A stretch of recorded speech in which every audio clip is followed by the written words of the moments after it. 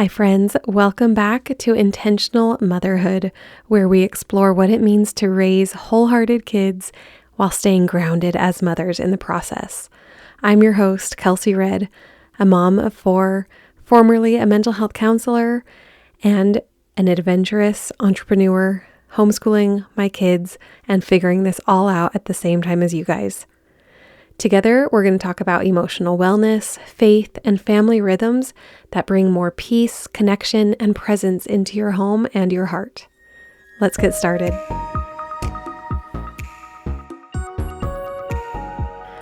I'm so happy to be with you here today, and I just want to tell you how much I really, truly, thoroughly enjoy recording these podcast episodes. Unfortunately, I'm just here in my closet/office recording alone, but I really feel the connection to my friends and fellow mothers as I record these, and I hope that comes across. I hope you feel that in these conversations. I know they're somewhat one-sided conversations, but I hope you really, truly feel that I'm in it with you. I'm just like you.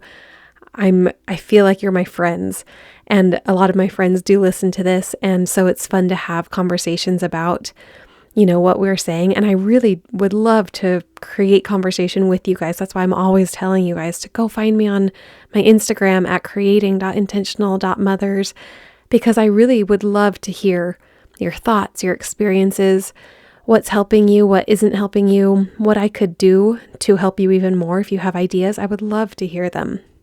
So I truly mean it when I say find me on Instagram or even just comment in a review. I would love to have a conversation with you. If you're not already part of my email list, go get on my email list so that we can continue the conversation over emails. All my links are in my link in bio on my Instagram at creating.intentional.mothers or on my link tree. Just linktr.ee/Kelsey Redd. I know it's tricky, but like I said before, this is a grassroots situation here. I don't have a fancy website. I am figuring out the email list because I love communicating with you guys. So that's why I do it, and because I want to hear from you. So please get on that, because there is a lot of exciting stuff coming up. A few sneak peeks that I'll just send your direction to be thinking about that I've got coming up on the horizon. First of all, I have been going through a Bible study program on prayer and really increasing our relationship with God through prayer. And I'm thinking about putting out a kind of study group. It might just be through these podcasts regularly, maybe once a month as we go through the program, or we might do it somehow different where we can have more interaction, maybe a live call that we'll publish the recordings of or something. But I have that coming up that I'm really excited about. So those are some things that are on the horizon, things that I'm thinking about. And of course, I'm always creating handouts and workbooks or journals, stuff like that kind of go along with the messages I'm sharing on the podcast. So you're going to want to make sure that you're getting access to those. So if you're not, like I said, on my email list, get on it through the link tree or the link in bio, or of course the show notes will always have my links. Okay, so let's get into today's topic. I want to talk about something that is really a struggle, but is also so critical that it requires some intentional, proactive thinking and planning.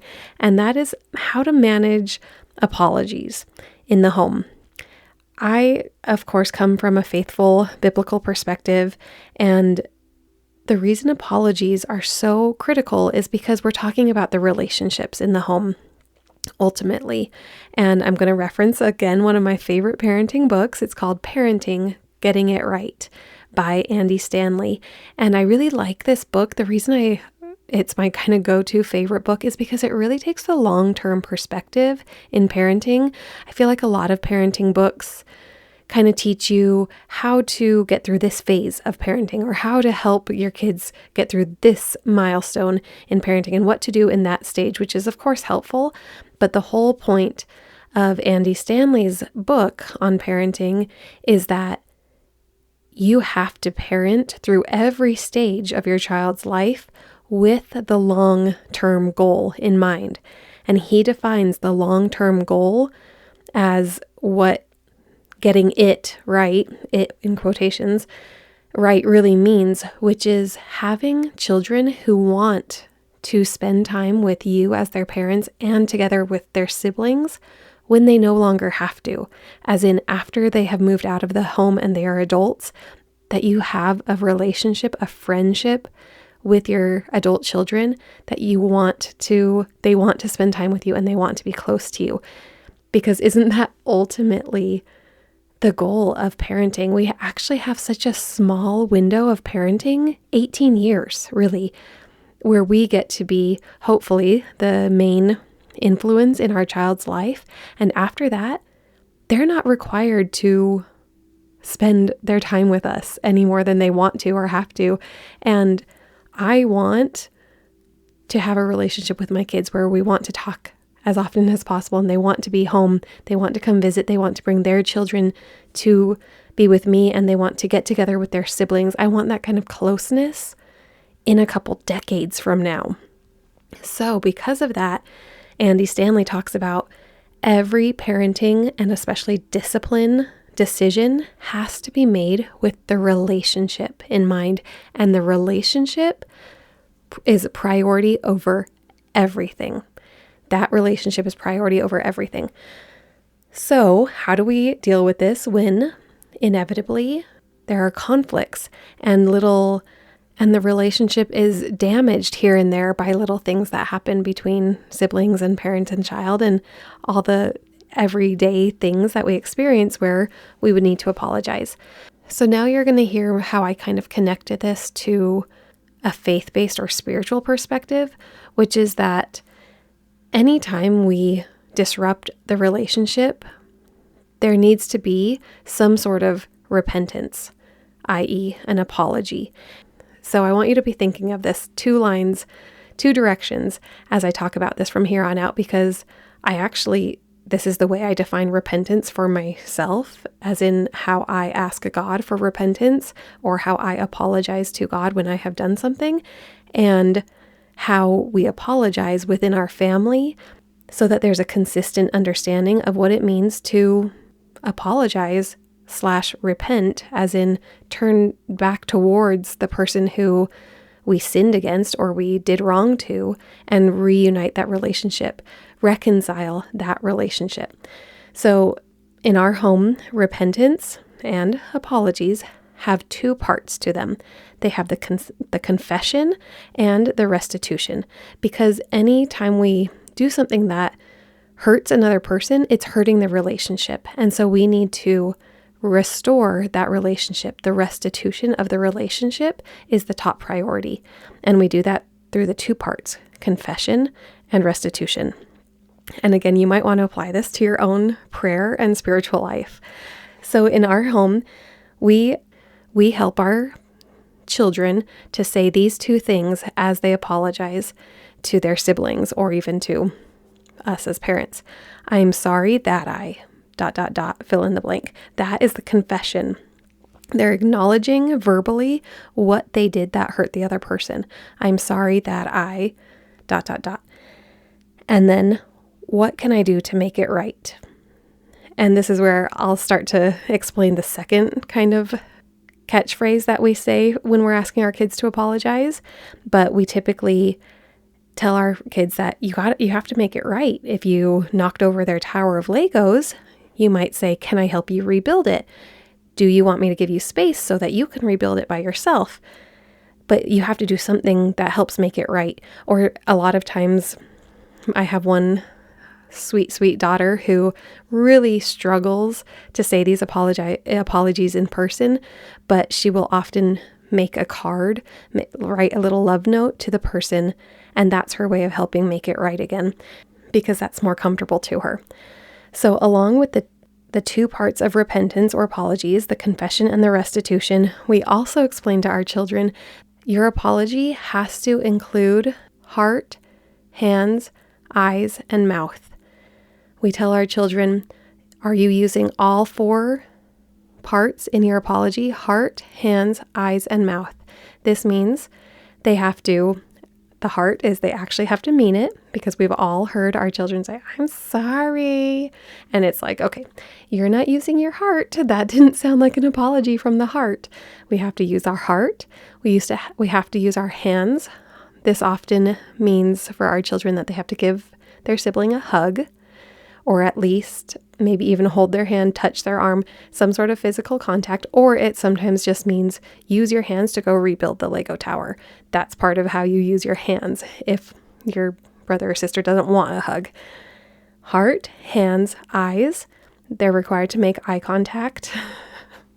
And I'm laughing because it's become almost a joke in our family, because I say heart, hands, eyes, and mouth, and my son will grab his twin sister by the face and open his eyes as wide as he can and just stare into her face and say, I'm sorry.